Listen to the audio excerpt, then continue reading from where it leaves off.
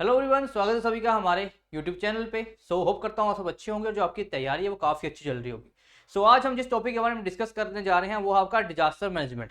Disaster management के किस तरह क्वेश्चन देखने को मिल सकते हैं, ठीक है, आपके कौन कौन से टॉपिक्स वहाँ पे इंपॉर्टेंट है, वहाँ पे हम सारा डिस्कशन करेंगे किसके थ्रू, एमसीक्यूज के थ्रू, जो आपके आने वाले एचआरटीसी कंडक्टर के एग्जाम के लिए एक बहुत ही ज़्यादा महत्वपूर्ण टॉपिक है। तो सभी ने लास्ट सेशन को देखना है, क्योंकि यहाँ से अगर आपके 3-4 क्वेश्चन भी आ जाते हैं, ठीक है, तो आपका एक पोर्शन कवर हो जाएगा डिजास्टर मैनेजमेंट का, वो भी एमसीक्यूज के थ्रू लग जाएगा पता कि आपको क्वेश्चन किस तरह से देखने को मिलते हैं। एंड साथ में दिवाली के सीजन को भी एंजॉय करना है और साथ में थोड़ा थोड़ा पढ़ाई को भी साथ में रखना है, ठीक है। तो यहाँ पे अगर बात की जाए हमारे एचपी स्टडीज की तरफ से, आपको पता है कि दिवाली ऑफर आपके लिए लाया गया है, जहाँ पे 80% तक के आपको कोर्सेज के ऊपर ऑफर दिए जा रहे हैं, ऑफ दिया जा रहा है।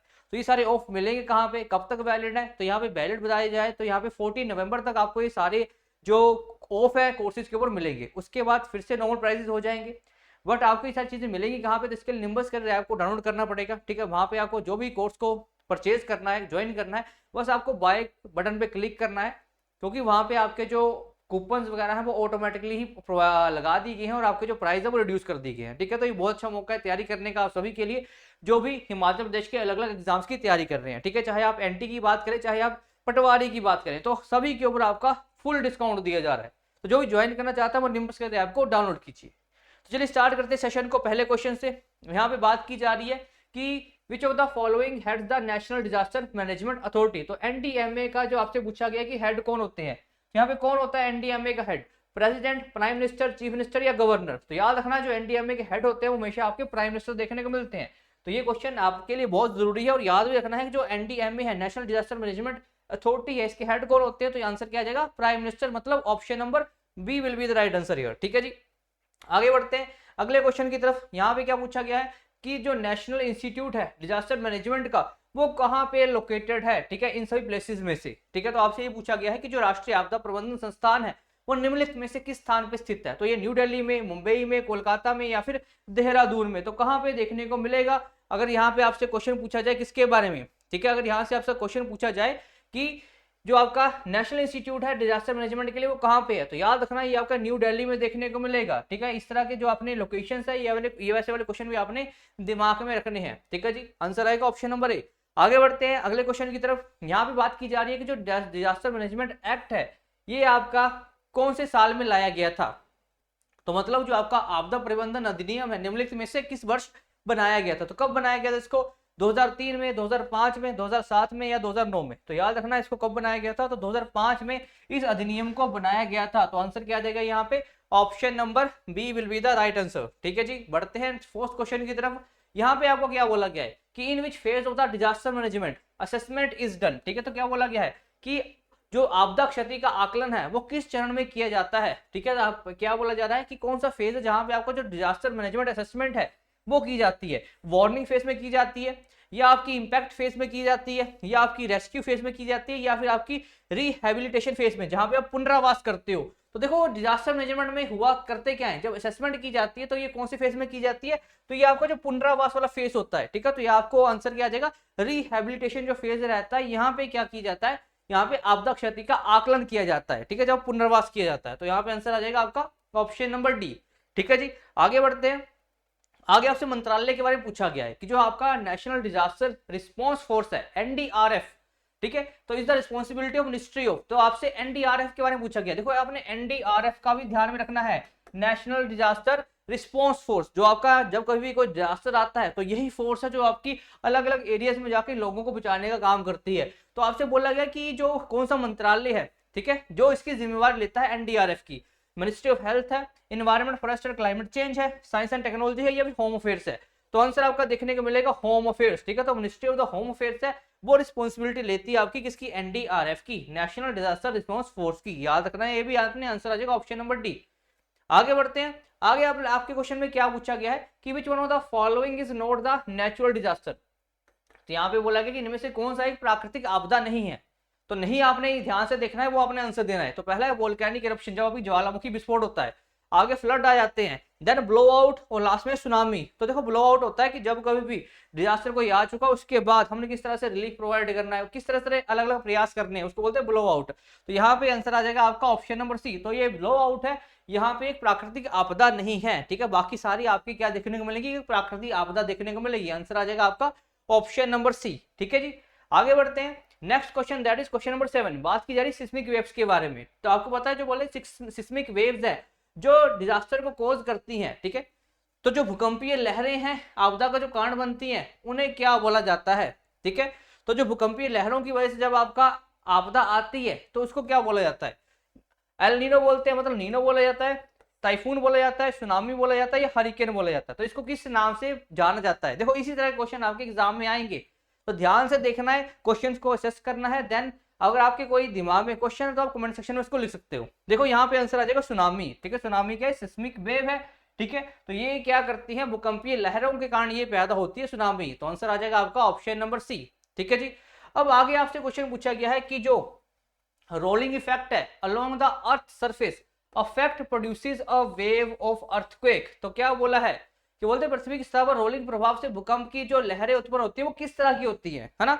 जो सरफेस के ऊपर आपकी वेव्स आती है वो कैसी होती है, ठीक है। तो वो कौन सी होती है, आपकी एल वेव्स होती है, लॉन्गिट्यूडिनल वेव्स होती है, प्राइमरी वेव्स होती है, सरफेस वेव्स होती है, या फिर इनमें से कोई नहीं होती। तो देखो कौन सी, सीधा बोला गया रोलिंग वेव्स दैट क्या लिखा है अलोंग द अर्थ सरफेस, तो उसको क्या बोला जाएगा, उनको सेकेंडरी या फिर हम सरफेस वेव के नाम से जानते हैं। आंसर क्या आ जाएगा आपका option number C, secondary waves या फिर इनको सरफेस वेव भी बोलते हैं। तो दोनों नाम आपने याद रखने हैं। आंसर आ जाएगा आपका ऑप्शन नंबर सी, ठीक है जी। आगे आपसे क्वेश्चन क्या पूछा गया है, ठीक है, हमने इंडिया में देख लिया कि सुनामी के लिए जो सेंटर है वो कहां पर है, न्यू दिल्ली में है। उस तरह से मतलब हमने इंडिया में क्या देखा कि आपका डिजास्टर मैनेजमेंट के लिए कहां पर है ना। यहाँ पे पूछा गया आपसे कि where international tsunami information centre is located, कि जो अंतरराष्ट्रीय सुनामी सूचना केंद्र है वो कहां पे स्थित है। तो ऑप्शन नंबर है होनोलुलु, बी है आपका हैदराबाद, सी गोवा, डी पौंडीचेरी, ठीक है। तो यहाँ पे आपको जो अंतरराष्ट्रीय सुनामी इंफॉर्मेशन सेंटर है वो कहाँ देखने को मिलेगा, तो ये आपका होनोलुलु में देखने को मिलेगा, ठीक है, मतलब ये आपका यूएसए में देखने को मिलेगा। आंसर आ जाएगा आपका ऑप्शन नंबर ए, ठीक है जी। आगे बढ़ते हैं क्वेश्चन नंबर 10 की तरफ। क्वेश्चन नंबर 10 में क्या पूछा गया आपसे कि जो नेशनल डिजास्टर मैनेजमेंट अथॉरिटी है कम्स अंडर विच मिनिस्ट्री। तो यहाँ पे क्या बोला गया है कि आपकी जो आपका एनडीएमए है, राष्ट्रीय आपदा प्रबंधन प्राधिकरण है, वो किस मंत्रालय के अंतर्गत आता है। तो मिनिस्ट्री ऑफ पॉल्यूशन के अंदर, मिनिस्ट्री ऑफ एनवायरमेंट के अंदर, मिनिस्ट्री ऑफ होम अफेयर्स के अंदर, या मिनिस्ट्री ऑफ फॉरेन अफेयर्स के अंदर। तो इसका तो हमने अभी अगर बात की जाए, जैसे हमने एनडीआरएल की बात की है, ठीक है, जहां पे एनडीआरएफ, ठीक है, तो रिस्पॉन्स फोर्स के बारे में बात करी है, तो यहाँ पर वैसे ही आपका एनडीएमए मैनेजमेंट भी आपकी होम अफेयर्स के अंदर देखने को मिलती है। तो आंसर आ जाएगा आपका ऑप्शन नंबर सी, ठीक है जी। आगे बढ़ते हैं, आगे क्या बोला गया है कि in which of the following countries hurricanes are common, ठीक है। तो हरिकेन्स अगर आपको पता है कि कौन से जगह है जहां पे हरिकेन्स आते हैं, तो बहुत इजी क्वेश्चन है आपके लिए। तो बोला कि निम्नलिखित में से किस देश में तूफान आम है, मतलब हरिकेन्स जहां पे बोला जाता है, ठीक है, हिंदी में तूफान ही बोलते हैं। तो इंडिया है, श्रीलंका है, आपका ऑस्ट्रेलिया है, या फिर आपका यूएसए है। तो देखो हरिकेन्स आपके कहां से आते हैं, तो यहाँ यूएसए से आते हैं। अगर बात की ऑस्ट्रेलिया में, तो यहाँ विली विली देखने को मिलते हैं ना, ये भी तूफान ही होते हैं, पर इनका नाम ऑस्ट्रेलिया में विली विली रखा गया है ना। तो यहाँ पे आंसर रखना याद आपने USA, option number D, USA will be the right answer here, ठीक है जी। आगे आपसे पूछा गया है कि जो which is the calm part of the tropical cyclone, ठीक है, जो आपके tropics of Cancer, tropic of Capricorn के अंदर आते हैं, उनको क्या बोलते हैं, ट्रॉपिकल साइक्लोन के नाम से जाना जाता है। तो क्या बोला गया है, जो उष्ण कटिबंधीय चक्रवात है, ठीक है, उसका शांत भाग कौन सा होता है, ठीक है, इसमें कौन सा ऐसा पार्ट है जो काम पार्ट होता है ट्रॉपिकल साइक्लोन का, आई होता है, ठीक है, लिम्ब होता है, पेरिफेरी होता है, या फिर इनमें से कोई नहीं होता। तो याद रखना जो आपका आई वाला पार्ट होता है ना, किसी भी साइक्लोन की जो आई वाला पार्ट होता है वो सबसे कामेस्ट पोर्शन होता है किसी भी साइक्लोन का। तो ट्रॉपिकल साइक्लोन का जो कामेस्ट पोर्शन होता है वो कौन सा रहता है, वो आई देखने को मिलता है, ठीक है। तो ये आपने याद रखना है, आंसर आ जाएगा option number A, I will be the right answer, ठीक है जी। आगे क्वेश्चन नंबर 13 में देखिए क्या पूछा गया है, the tsunami word is derived from which language, ठीक है। तो आपसे पूछा गया है जो सुनामी शब्द है वो किस भाषा से बना हुआ है, किस भाषा से आया सुनामी शब्द। जैसे हम अलग अलग लेटर देखते हैं, है ना, तो वो कोई ग्रीक, कोई लैटिन लैंग्वेज से आते हैं। उस तरह से आपसे पूछा गया जो सुनामी वर्ड है वो कौन सी भाषा से आया है, ग्रीक वर्ड से, इंडियन वर्ड से, फ्रेंच वर्ड से, या जैपनीज वर्ड से। तो जो सुनामी शब्द है वो कौन से, ठीक है, बाकी किसी लैंग्वेज के शब्द से आया, तो वो कहां से आया है, आपका जैपनीज, ठीक है। तो ये एक ऐसा वर्ड है, एक जैपनीज वर्ड है सुनामी। तो ये आपने याद रखना है, ऐसे क्वेश्चन भी आपके एग्जाम में आ जाते हैं। Option number D, tsunami will be the right answer here, मतलब जैपनीज वर्ड है सुनामी आपकी, ठीक है। आगे बढ़ते हैं, आगे देखो क्या बोला गया आपसे कि which of the following common factors of the wild life hazards, ठीक है। तो क्या बोला गया है कि आपके जंगल में आग लगने के वाइल्ड लाइफ हैजार्ड्स ठीक है, जैसे कि आपको जिसको वाइल्ड लाइफ को नुकसान पहुंच रहा है तो वो मेनली आग के थ्रू ही पहुंचता है। तो बोला कि जंगल में आग के कारणों में से निम्नलिखित में सामान्य कारण कौन कौन से हैं। तो पहला है कि वोल्केनो अगर फट जाते हैं, वोल्केनिक इरप्शन हो जाता है। आगे है एल्निनो आ जाता है ना, जहाँ पे गर्मी वाला सीजन बहुत आएगा।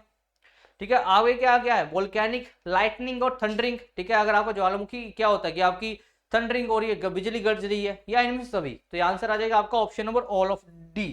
ठीक है, ऑल ऑफ दी अबव। तो यहाँ पे सारे ही जो ये फैक्टर्स है रिस्पॉन्सिबल है किसके लिए, आपके वाइल्ड लाइफ हैजार्ड्स के लिए। तो ये आपने याद रखना, वाइल्ड लाइफ हैजार्ड्स के लिए कौन कौन सा रिस्पॉन्सिबल है, तो सभी फैक्टर्स यहाँ पे कारक माने जाते हैं। अगले क्वेश्चन में देखो पूछा गया है कि according to the Indian meteorological department IMD the wind blow at which speed called a storm as super cyclone. ठीक है, तो बोलते हैं कि विंड की स्पीड कितनी होनी चाहिए ताकि हम उस जो तूफान है उसको हम क्या बोल सके, सुपर साइक्लोन बोल सके। कितनी स्पीड होनी चाहिए विंड की, ठीक है, ताकि वो जैसे स्पीड से ऊपर जाता है वो विंड, ठीक है, तो उसको क्या बोल दिया जाएगा, सुपर साइक्लोन बोला जाएगा। तो उसका क्या है, तो अपने आंसर देना है अबव 200, अबव 110, अबव 220, या फिर इनमें से कोई नहीं। तो वो आपका देखने को मिलेगा ऑप्शन नंबर सी, अबव 220। जब कभी 220 किलोमीटर से ऊपर विंड की स्पीड हो जाएगी, ठीक है, तो उसको क्या बोल दिया जाएगा, सुपर साइक्लोन के नाम से जाना जाएगा। ठीक है, तो आंसर क्या जाएगा आपका ऑप्शन नंबर सी। आगे बढ़ते हैं, आगे पूछा हुआ है कि the only active volcano in India. ठीक है, तो आपको पता है कि जो वोल्केनो ओनली एक्टिव है इंडिया में कौन सा है। ठीक है, वोल्केनो आपका बुरातांग है, बैरन आइलैंड वोल्केनो है, वोल्केनो एटना है, या फिर इनमें से कोई नहीं है। तो सभी को पता होगा ये आंसर क्या आएगा आपका, आपका जो बैरन आइलैंड वोल्केनो है ये ओनली एक्टिव वोल्केनो हो कहाँ का, इंडिया का। तो आंसर आ जाएगा आपका ऑप्शन नंबर बी। आगे आपसे पूछा गया है कि India total flood prone area is up to. ठीक है, तो मतलब ऐसा एरिया जहां पे जो बाढ़ प्रेक्षण क्षेत्र है, जहां पे बाढ़ का खतरा बना रहता है, कितना एरिया है इंडिया का, परसेंटेज में आपको बताना है। तो परसेंटेज में कितना है, 30% है, 20% है, 12% है, या 10% है। तो याद रखना ये जो एरिया देखने को मिलेगा 12% देखने को मिलेगा टोटल एरिया का ना। तो 12% पार्ट ही ऐसा है इंडिया का जो कैसा है, आपका फ्लड प्रोन है। ठीक है, जहां पे आपके जो बाढ़ खतरा है वो बना रहता है, वो कितना एरिया है, 12% देखने को मिलेगा। आंसर आएगा ऑप्शन नंबर सी। आगे बढ़ते हैं, क्या बोला गया है कि India total cyclone prone area, पहले बोला गया था फ्लड प्रोन एरिया। ठीक है, दोनों याद रख लेना। तो फ्लड प्रोन एरिया और साइक्लोन प्रोन एरिया कौन सा ज्यादा होगा, ठीक है, तो फ्लड प्रोन एरिया ज्यादा है, साइक्लोन प्रोन एरिया कम है। आपको पता है जो साइक्लोन है वो या तो आपका बंगाल की खाड़ी या तो अरेबियन सी, बट ज्यादा आपके जो साइक्लोन है वो बंगाल की खाड़ी की तरफ ही आते हैं, है ना। तो यहाँ पे जो फ्लड आपका साइक्लोन प्रोन एरिया वो कम देखने को मिलेगा एज कम्पेयर टू अगर बात की जाए किसके, फ्लड प्रोन एरिया के। तो अगर कम देखने को मिलेगा तो आंसर क्या देखने को मिल सकता है, 15%, 10%, 8% या 20%। तो यहाँ पे आएगा आंसर आपका 8%। ठीक है, तो 8% एरिया इंडिया का कैसा है, साइक्लोन प्रोन एरिया देखने को मिलता है। ठीक है जी, आंसर आएगा ऑप्शन नंबर सी। आगे आपसे पूछा हुआ है जीका वायरस के बारे में। ठीक है, देखो ये भी आपके एक नेचुरल ही है ना। तो यहाँ अगर बहुत ज्यादा फैल जाए, बहुत सारे लोगों को हो जाए, तो उनको क्या रहेगा, एक डिजास्टर ही माना जाएगा। जैसे हमने कोरोना को क्या मान लिया था कि डिजास्टर घोषित कर दिया था ना। तो यहाँ बात की जाए कि जीका वायरस जो स्प्रेड किया जाता है किसके द्वारा, तो एक पिग के द्वारा, सूअर के द्वारा, मॉस्किटो के द्वारा, या रेट के द्वारा।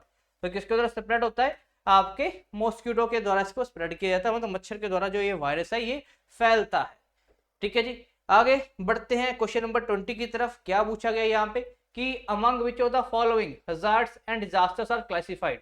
तो आपसे बोला गया निम्नलिखित में से आपके जो हजार्ड्स होते हैं या खतरे होते हैं या फिर आपदाएं होती है, उनमें से ये चार ऑप्शन में से किसमें वर्गीकृत किया जाता है। ठीक है, इनमें क्लासिफाई किया जाता है। तो ऑप्शन नंबर है कल्चर एंड सोशल, बी है नेचुरल एंड मैन मेड, सी है केमिकल एंड फिजिकल, डी है आपका ह्यूमन एंड फिजिकल। तो यहाँ पे आंसर आ जाएगा नेचुरल होते हैं या तो हमारे डिजास्टर या हमारे मैन मेड डिजास्टर होते हैं। ठीक है, तो यहाँ पे नेचुरल हजार्ड्स होते हैं या फिर मैन मेड हजार्ड्स होते हैं। तो यहाँ पे आंसर क्या आ जाएगा आपका ऑप्शन नंबर बी। आगे देखते हैं, आगे क्या बोला गया है कि select the correct full form of the ISDR। ठीक है, तो यहाँ पे ISDR की आपको करेक्ट फुल फॉर्म बतानी है, वो क्या होती है। तो ऑप्शन नंबर है इंटरनेशनल सस्टेनेबल डेवलपमेंट रिपोर्ट है, या international strategy for the disaster reduction है, या इंटरनेशनल सिग्निफिकेंट डिजास्टर रिसोर्सेज है, या आपका inter governmental strategy for the developing recreation. तो क्या फुल फॉर्म है आपकी ISDR की, तो आंसर आ जाएगा आपका ऑप्शन नंबर बी। सभी ने कमेंट सेक्शन में साथ में आंसर भी करते जाना है ना, कि आपके अकॉर्डिंग कौन से आंसर होंगे। जैसे मैं क्वेश्चन को पढ़ता हूं उसके बाद आपने भी आंसर करना है कमेंट सेक्शन में। ठीक है जी, आगे यहाँ पे आंसर क्या आ जाएगा, international strategy for disaster reduction, ये होता है आपका ISDR। ठीक है, तो ये आपने याद रखना है, आंसर आ जाएगा ऑप्शन नंबर बी। आगे बढ़ते हैं, क्या बोला गया यहाँ पे कि व्हाट काइंड ऑफ वेव और waves caused by the gravitational interaction between the sun, moon and earth. तो बोला गया कि जो चंद्रमा सूर्य पृथ्वी के बीच गुरुत्वाकर्षण संपर्क के कारण या बल के कारण कौन सी तरह की तरंगे पैदा होती है, तो कौन सी तरंगे पैदा होती है, सुनामी पैदा होती है, टाइडल मतलब ज्वारीय लहरें पैदा होती है, या दोनों ही पैदा होती है, कोई भी पैदा नहीं होती। तो आंसर क्या आ जाएगा आपका यहाँ पे टाइडल वेव्स, जिसको ज्वारीय लहरें बोलते हैं, ये पैदा होती है आपकी ग्रेविटेशनल जो अट्रैक्शन होता है या पुल होता है जो आपका सन एंड मून का देखने को मिलता है। ठीक है, आंसर आ जाएगा ऑप्शन नंबर बी। आगे बढ़ते हैं, आगे आपसे क्या पूछा गया है कि हु अमंग दीज, ठीक है, या गवर्न और head the national crisis management committee. तो आपसे बोला कि जो आपकी नेशनल क्राइसिस मैनेजमेंट कमेटी है, ठीक है, जिसको क्या बोला जाता है, राष्ट्रीय संकट प्रबंधन समिति, इसका जो संचालन है उनका जो प्रमुख है वो कौन होते हैं, क्या वो कैबिनेट सेक्रेटरी होते हैं, ministry of the home affairs होते हैं, प्राइम मिनिस्टर होते हैं, या फिर आपका मिनिस्ट्री ऑफ द एनवायरमेंट उनको हेड करती है। तो आंसर आ जाएगा आपका ऑप्शन नंबर ए। तो याद रखना जो आपका क्राइसिस मैनेजमेंट कमेटी है, इसका जो आपका हेड होंगे वो कौन से होंगे, कैबिनेट सेक्रेटरी देखने को मिलेंगे। जो आपका एक आईएएस होते हैं ना, कैबिनेट सेक्रेटरी कौन से होते हैं, जो आपके आईएएस लेवल के रैंक के ऑफिसर होंगे, वही आपके आगे आके टाइम पे क्या बनेंगे, कैबिनेट सेक्रेटरी बनेंगे। तो ये आपने याद रखना है, ये आपके नेशनल क्राइसिस जो मैनेजमेंट कमेटी है, इसके जो हेड होंगे वो होंगे कैबिनेट सेक्रेटरी। आंसर आएगा ऑप्शन नंबर ए। अगले क्वेश्चन में देखते हैं क्या बोला गया है कि which instruments are used to measure the minute changes in the ground slope and shape of the volcano। तो क्या बोला गया है कि जो जमीन के ढलान या जो ज्वालामुखी के जो आकार में सूक्ष्म परिवर्तन को मापने के लिए, ठीक है, कुछ भी स्लाइटली चेंज होता है, स्लोप में चेंज होता है, या फिर आपके ज्वालामुखी के कहाँ पे आकार में कुछ चेंज देखने को मिलता है, तो वो उसके लिए जो किस उपकरण का यूज किया जाता है। तो पहला है आपका स्ट्रेन मीटर, बी है आपका टिल्ट मीटर, सी है आपका दोनों में से, दोनों से ही है, दोनों का यूज किया जाता है, ये किसी का यूज नहीं किया जाता। तो यहाँ पे याद रखना ये दोनों ही यहाँ पे बिल्कुल सही है। यहाँ पे स्ट्रेन मीटर या फिर हम टिल्ट मीटर का यूज करते हैं। या तो हमने क्या नोट करना है, आपके ढलान को नोट करना है, या तो हमने नोट करना है कि शेप कितनी चेंज हुई है। वोल्केनोस में ध्यान रखना, ये वोल्केनो वाला केस आता है यहाँ पे। तो आंसर आएगा आपका option number A and B both. ठीक है, तो यहाँ पे स्ट्रेन मीटर और आपका टिल्ट मीटर का यूज किया जाता है। ठीक है जी, आगे पूछा गया है आपसे कि What year Bhopal gas tragedy happens and due to which gas. ठीक है, तो बोलते हैं भोपाल गैस जो त्रासदी है, ये आपका एक मैन मेड डिजास्टर था ना। तो बोला गया कि किस वर्ष हुई थी और इसके लिए कौन सी गैस रिस्पॉन्सिबल थी। तो ये 1986 में हुई थी इथाइल आइसोसाइनेट की वजह से, 1984 में हुई थी मिथाइल आइसोसाइनेट की वजह से, या 1984 में हुई थी पोटेशियम थायोसाइनेट की वजह से, या 87 में हुई थी सोडियम आइसोथायोसाइनेट की वजह से। तो यहाँ पे कब हुई थी, हुई तो ये आपकी 1984 में थी, बट यहाँ पे मिथाइल आइसोसाइनेट ये रिस्पॉन्सिबल गैस जिसकी वजह से बहुत सारे लोगों की क्या हो गई थी, मृत्यु हो गई थी। ठीक है, तो आंसर याद रखना है कि 1984 में आपका ये जो डिजास्टर है ये देखने को मिला था। उस तरह से आपसे पूछा गया है जो आपका कोरोना वायरस है ये कौन सी फैमिली ऑफ वायरस से बिलोंग करता है ना। तो ये इसको भी तो डिजास्टर घोषित किया गया था, जो पूरे ही ग्लोब में इसका प्रभाव देखने को मिला था, तो इसको भी डिजास्टर बोल दिया गया था ना। तो याद रखना है कि जो कोरोना वायरस है वो कौन से परिवार से संबंधित है, क्या वो एडिनोवर्डे से संबंधित है, या फिर आपका कोरोना वर्डे से संबंधित है, या आपका फिलोवर्डे से संबंधित है, या नन ऑफ दिस। तो यहाँ पे आंसर आ जाएगा आपका कोरोना वर्डे। ठीक है, तो ये फैमिली से बिलोंग करता है आपका कोरोना वायरस। आंसर आ जाएगा आपका ऑप्शन नंबर बी। ठीक है जी, आगे आपसे पूछा गया है कि जो हाउ मेनी स्टेजेस, ठीक है, are there in the process of the disaster management. तो बोला कि जो आपदा प्रबंधन की प्रक्रिया में कितने चरण होते हैं, जैसे कुछ प्रिपेयर किया जाता है, रिलीफ प्रोवाइड करना है, ठीक है, किस तरह से मैनेजमेंट करनी है, इस तरह कुछ चरण होते हैं। तो बोलते हैं कितने चरण होते हैं आपके, अगर बात की जाती है अब प्रोसेस ऑफ डिजास्टर मैनेजमेंट में, 7 चरण होते हैं, 4 होते हैं, 8 होते हैं, या 5 होते हैं। तो आंसर आएगा ये 5 चरण देखने को मिलते हैं। और किसी को अगर 5 चरणों के नाम पता है तो कमेंट सेक्शन में मेंशन करेगा कि कौन कौन से जो 5 चरण है वो आपके देखने को मिलते हैं अगर हम बात करते हैं आपदा प्रबंधन की प्रक्रिया में। ठीक है, तो चरण तो आपके 5 होते हैं, 5 के नाम किसी को पता होंगे तो कमेंट सेक्शन में मेंशन जरूर करेगा। ठीक है जी, आगे बोला गया कि which of the following is not an example of rapid onset disaster. तो बोला गया कि निम्नलिखित में से कौन सा तेजी से आने वाली आपदा का उदाहरण नहीं है। मतलब ये जो डिजास्टर वो धीरे धीरे आएगा, है ना, इसका जो प्रभाव पड़ेगा लॉन्ग टर्म में पड़ेगा। बाकी आपको बताना है कि वो है कौन सा है। अर्थक्वेक है, क्या इसका प्रभाव लॉन्ग टर्म में पड़ता है? नहीं। आपका साइक्लोन है, लॉन्ग टर्म प्रभाव पड़ता है? नहीं। सुनामी का लॉन्ग टर्म प्रभाव पड़ता है? नहीं। बट जो सूखा होता है वो आपका लॉन्ग टर्म तो क्या करता है, प्रभाव डालता है। ठीक है, तो यहाँ पे यही बोला गया है कि इनमें से कौन सा तेजी से आने वाली आपदा का उदाहरण नहीं है। तो तेजी से नहीं आती, मतलब धीरे धीरे लॉन्ग टर्म में इफेक्ट करते हैं वो ना। तो यहाँ पे आंसर क्या आ जाएगा आपका ऑप्शन नंबर बी, ड्राउट मतलब सूखा इज द राइट आंसर। आगे हिमाचल प्रदेश से बात करते हैं तो क्या बोला गया है कि जो इन विच earthquake zone Himachal Pradesh lies. ठीक है, तो हिमाचल प्रदेश आपका जो क्षेत्र है वो कौन से भूकंप क्षेत्र के में देखने को मिलता है? तो आपको जोन देखने को मिलते हैं, zone 1, zone 2, zone 3, zone 4, zone 5। तो जोन 4, जोन 5 ऐसे होते हैं जहां पे अर्थक्वेक के चांसेस ज्यादा देखने को मिलते हैं। तो हिमाचल कौन से जोन में आता है? जोन 5 में, जोन 4 में, जोन 3 में, या फिर दोनों ही जोन 4, 5 में? तो आंसर आपका देखने को मिलेगा कि हिमाचल आपका जोन 4 एंड जोन 5 में देखने को मिलता है। मतलब ये आपका अर्थक्वेक प्रोन एरिया है हिमाचल प्रदेश, है ना। तो ये आपने याद रखना है। आंसर आ जाएगा आपका ऑप्शन नंबर डी, ठीक है। जोन 4 और 5 में देखने को मिलता है हिमाचल प्रदेश, ठीक है। तो आगे आपसे क्वेश्चन पूछा गया कि in which year in Himachal Pradesh biggest ever earthquake occur, ठीक है। तो बोला गया हिमाचल प्रदेश में अब तक का सबसे बड़ा भूकंप किस वर्ष आया था? किस वर्ष आया था? कहां पे आया था? कांगड़ा में। कब आया था? 1995, 1905, 2005 या 1998? तो ये आपका आया था 1905 में कांगड़ा में। अब तक का सबसे बड़ा भूकंप जो आया था वो कांगड़ा में आया है हिमाचल प्रदेश में, अभी तक हिमाचल प्रदेश की अगर बात की जाए, ठीक है। तो आंसर आ जाएगा आपका 1905, option number B is the right answer. अगले क्वेश्चन की तरफ मूव करते हैं। बोला कि which district of the Himachal Pradesh come under the zone 5, ठीक है। तो आपसे यह भी क्वेश्चन पूछा जा सकता है कि जोन 5 के अंदर बताओ कौन कौन सी जो हिमाचल प्रदेश की डिस्ट्रिक्ट है वो देखने को मिलती है, ठीक है। तो याद रखना हिमाचल प्रदेश की जो 5 डिस्ट्रिक्ट है मेनली वो आपकी जोन 5 में देखने को मिलेगी। जोन 5 है और 5 ही डिस्ट्रिक्ट है, ठीक है। कौन कौन सी है? चंबा है, कांगड़ा है, कुल्लू है, मंडी है और आपका हमीरपुर है। तो ये 5 डिस्ट्रिक्ट है जो आपकी कहां देखने को मिलती है? जोन 5 में। तो इनमें से कौन सी है? ऊना नहीं है, किन्नौर नहीं है, सिरमौर नहीं है, तो कौन सा ऑप्शन आ जाएगा? तो हमीरपुर, ठीक है। तो हमीरपुर आपका कौन से जोन में है? तो जोन 5 में देखने को मिलता है हमीरपुर, ठीक है। तो ऐसे क्वेश्चन आपने याद रखने हैं। आंसर आ जाएगा आपका ऑप्शन नंबर बी। आगे बढ़ते हैं। बात की जा रही है यहाँ पे कि जो चेरनोबिल, ठीक है, बहुत इंपॉर्टेंट साइट है, बहुत ही न्यूज में बनी हुई थी, ठीक है। क्योंकि अभी आपको पता है कि रशिया यूक्रेन की वॉर चली हुई थी, तो खतरा था कि कहीं इसके ऊपर अटैक ना हो जाए ना। चेरनोबिल जो आपका वहां पे न्यूक्लियर पावर वहां पे प्लांट है। तो बोलते हैं जो चेरनोबिल डिजास्टर हुआ था 1986 में, ये याद रखना चेरनोबिल में डिजास्टर कब हुआ था, याद कर लेना ये भी डेट, ठीक है, बहुत इंपॉर्टेंट है, ठीक है। तो बोलते हैं यूक्रेन के चेरनोबिल में जो 1986 में हुआ था उस आपदा का मेनली कारण क्या था, क्या कॉज था, ठीक है। तो यहाँ पे किस कारण से हुआ था वो? क्या वो एक एपिडेमिक डिजास्टर था? क्या वो कोई टॉक्सिक गैस की वजह से हुआ था? क्या वो न्यूक्लियर डिजास्टर था? या फिर वो किसी इनमें से कोई रीजन नहीं है? तो याद रखना वो कैसा था, वो एक परमाणु आपदा थी। कैसा था? वो एक न्यूक्लियर डिजास्टर देखने को मिलता था, ठीक है। तो याद रखना चेरनोबिल में कैसा डिजास्टर हुआ था, तो वो एक परमाणु आपदा थी, ठीक है। आंसर आ जाएगा ऑप्शन नंबर सी। आगे बढ़ते हैं क्वेश्चन नंबर 33 की तरफ। तो यहाँ पे आपसे क्वेश्चन एक जनरल क्वेश्चन पूछा गया है कि which of the following should be practice during the LPG leakage. तो बोला है गया है कि जो एलपीजी लीक होती है तो उसके दौरान हमें क्या करना चाहिए, क्या सावधानी बरतनी चाहिए। ऑप्शन नंबर ए है ओपन विंडोज, खिड़कियां खोलनी चाहिए, खिड़कियां बंद रखनी चाहिए, हाइड अंडर द चेयर, या फिर स्विच ऑन द लाइट। तो क्या करना चाहिए हमें?